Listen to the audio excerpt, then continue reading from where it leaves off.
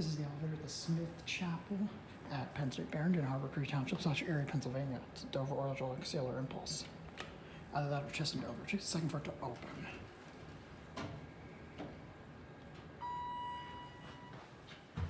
Couple two, Thyssen Dover.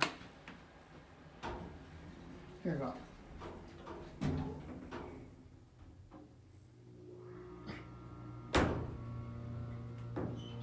Bump.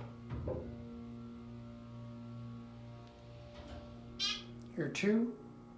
It's weird. It opened a little light and the indicator didn't change until slightly after it got on the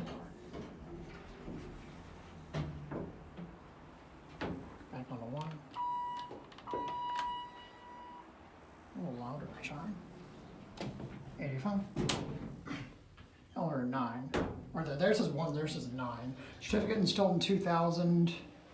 It's a basic Dover elevator.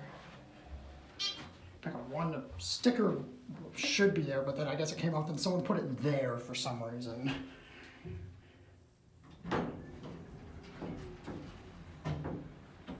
Almost like the controller was replaced, but I wouldn't think so.